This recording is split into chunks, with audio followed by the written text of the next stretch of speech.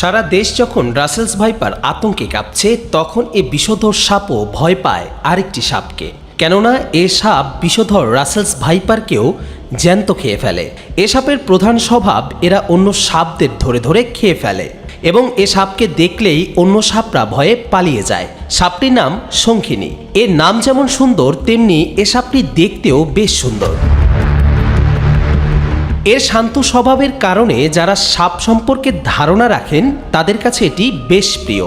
অতি সুন্দর ও চমৎকার রঙে সজ্জিত এই সাপের মাথা আকারে বেশ বড়, সারা শরীর জুড়ে কালো ও হলুদ ডোরা। খুব বিষধর হলেও লাভ নেই, কারণ এ সাপ অনেক লাজুক স্বভাবের, তাই মানুষের উপস্থিতি টের পেলেই এরা পালিয়ে যায়। যেখানে রাসেলস ভাইপার মানুষকে দেখে তেড়ে আসে, সেখানে দেশের ইতিহাসে শঙ্খিনী সাপের দংশনে মানুষ মারা যাওয়ার কোনো ইতিহাস নেই।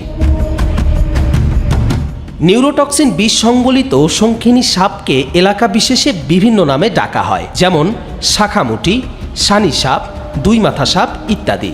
এই সাপদের সর্বোচ্চ দৈর্ঘ্য হতে পারে 6 থেকে 7 ফুট। গ্রাম এলাকায় এদের দুমুখ সাপও বলা হয়, তবে সেটা সম্পূর্ণ ভুল ধারণা। এ সাপের লেজের অংশটি ভোঁতা থাকে বলে অনেকে একে দুমুখ সাপ বলে ভুল করেন। এরা নিশাচর, ইঁদুরের গর্ত, ইটের স্তূপ ও উইয়ের ডিবিতে এরা থাকতে পছন্দ করে। এই সাপ যে এলাকায় থাকে, অন্যান্য সাপ সাধারণত সে এলাকায় থাকে না, কারণ অন্য প্রজাতির সাপ এদের প্রিয় খাদ্য।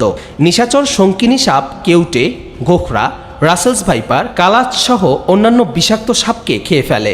এদের ভয়ে অন্য সাপ পালিয়ে যায়। শঙ্কিনী বর্ষায় ডিম দেয় ও বাচ্চা তোলে। স্ত্রী সাপ এপ্রিল মাসের মাঝামাঝি সময়ে 4 থেকে 14টি ডিম দেয় এবং ডিমের পরিস্ফুটন কাল পর্যন্ত অপেক্ষা করে। ডিমের পরিস্ফুটনের জন্য 61 দিন সময় লাগে। শঙ্কিনীর বিষ খুব দামি এবং এর চামড়ার বাজার দর অন্য সাপ থেকে খুব চড়া। কবির চৌধুরী, জয়, মাই টিভি অনলাইন।